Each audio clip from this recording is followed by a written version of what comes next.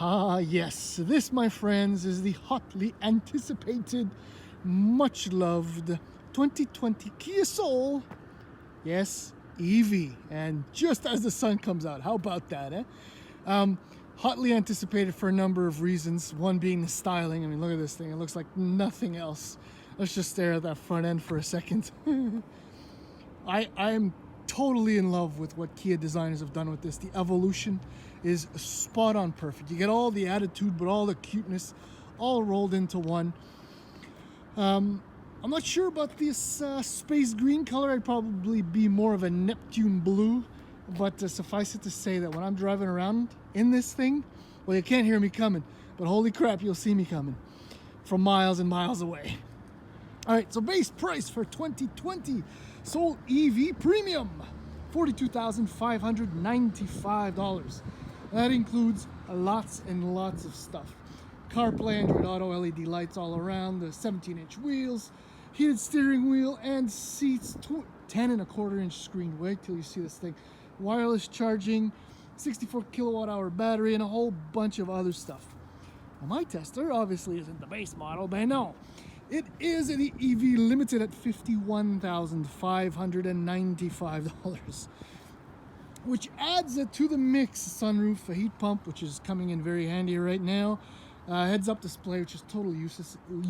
It's that flip-up plastic shield or thing, if I remember.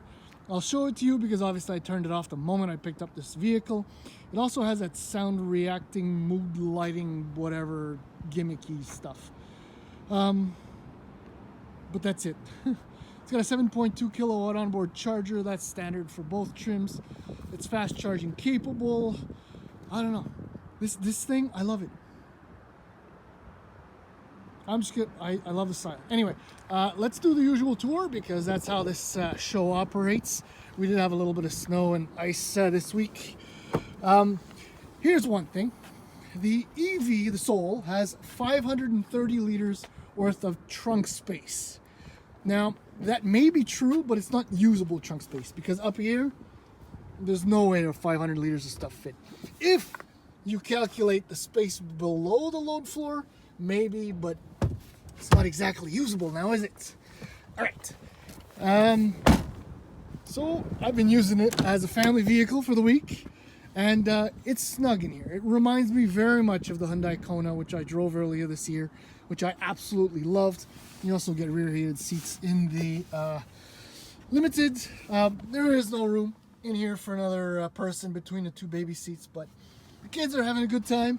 Now, there are a lot of details in this vehicle that make it stand out because obviously, you know, when you look like this, you need more details to stand out. So the 17-inch wheels have like this diamond, I don't know. That's actually 3D. Okay, so throughout the interior, Kia decided to repeat all kinds of funky design themed things. I guess that's okay. They're allowed to do it. So let's start up the big monster. All right, so you go. The cooled seats that are included in my Limited. Your drive modes. Actually, I'll just show that to you right now. There's your lovely screen. I love the display, the way it's set up. So there are your drive modes. Eco. Yes, I know it's cold. Eco, normal, sport, and if you hold it, you get Eco Plus. Heated steering wheel. This wheel is, I don't know. It's kind of. I mean, it doesn't have to be complicated, but I'm not a big fan of it.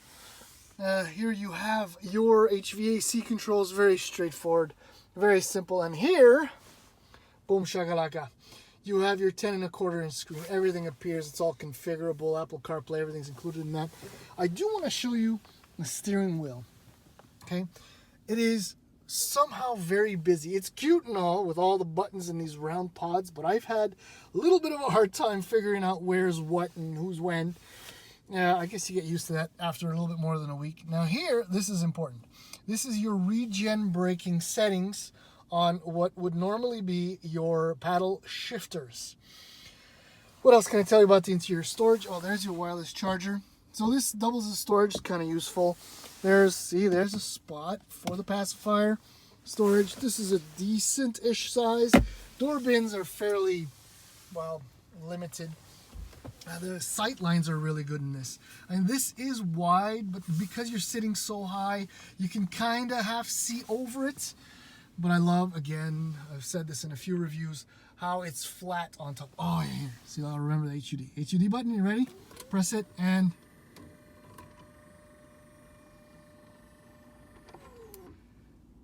most useless thing, if I put it in drive, will the speed appear?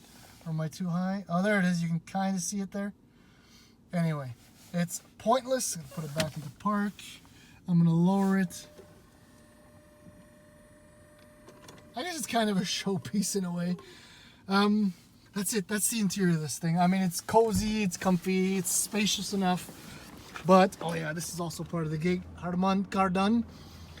But the best part about the Soul EV is the drive. So let's do that.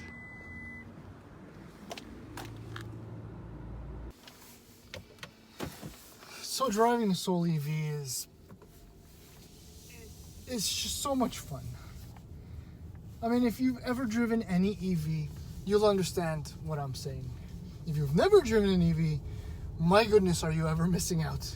And this coming from a bona fide petrol head who likes old crappy cars that barely run. And anyway, enough about me. The main reason is always electric torque. Like all EVs, this thing provides all of its torque from absolute naught. Which means if you want to break the front wheels loose, which I kind of held back because an officer of the law just over there, I don't want to get caught. Because like I said, there's no way you can go around unnoticed in this thing, especially not in this color. All that to say is that what you do get with the Limited over the Premium is a more powerful AC synchronous motor. So the specs are 201 horsepower and 291 pound-feet of torque. Now, as I've said, all that torque is available from zero. So in a moment of irrational silliness, yeah, you can light up those front tires without even trying. And I'm currently in Eco Drive mode. That's one of the main differences. As I've said, that kind of justifies the $10,000+ difference between the two.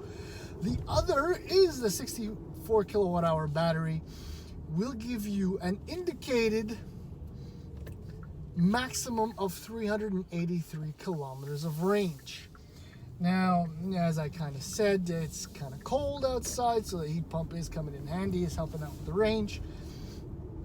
But the largest, longest, whatever indicated range that I've had so far, plugging it in at home and getting 100% indicated on the battery monitor thing, it's been about 349 kilometers, or 345 maybe. I'm off by a few K. The reasons being all kinds: the weather, driving conditions, the idiot driving the vehicle, and all of that. Suffice it to say that the range is absolutely perfect for 99.9% of available or people that use it. It does have fast charging capability.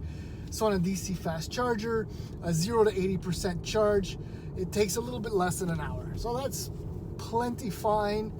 There are vehicles that are a little bit quicker to recharge, but even so, I mean, it's right in the norm. It's perfectly adequate for 2020 battery technology. Let's put it that way.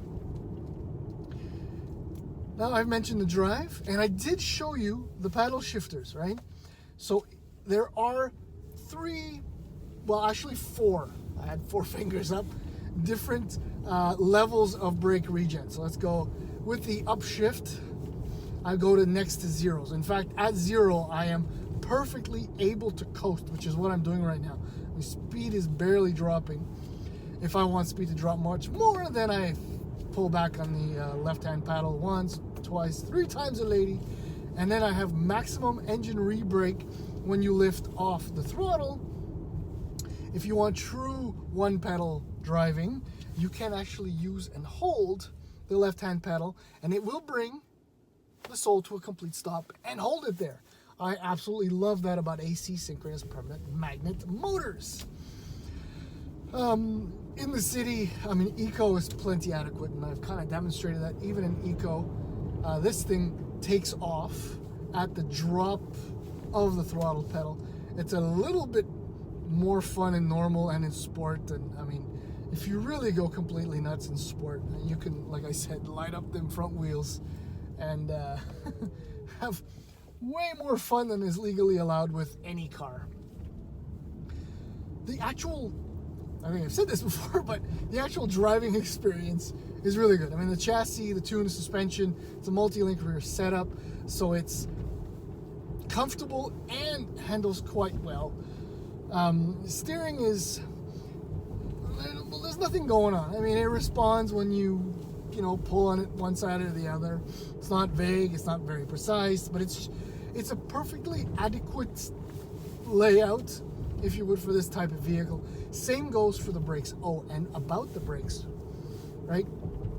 I've complained on a number of occasions that the transition between regen braking and physical braking is terrible, especially in Volvos with the T8 plug-in hybrid technology. But in this thing, look, I'm off the throttle, on the paddle, and then on the physical brake, and it works immediately. Zero lag, zero delay, zero issues, except for a school bus, which I don't know what it's doing. There we go, we're all set. So yeah, essentially that's it. This thing is expensive, but you don't have to take the top model. I mean, the lower trim has, if I'm not mistaken, 134 horsepower with the same amount of torque from the electric motor. So it's not as zippy. Speaking of zippy, this thing will do 0 to 100 kilometers an hour in only 7.5 seconds, which is like 4 seconds faster than the previous generation Soul EV. To conclude, I love this thing. I absolutely love this thing. It has loads of character, but the Hyundai Kona EV has a different personality somehow, and it speaks to me, and it speaks to a lot of you, because I see a buttload of them on the road. These are a little bit harder to come by if you want to buy one. I suspect there'll be plenty. But yeah, you can't buy a bad EV right now. You can just buy better and better EVs. This one is definitely amongst the better ones, and certainly one of my favorites. Yeah, that's it.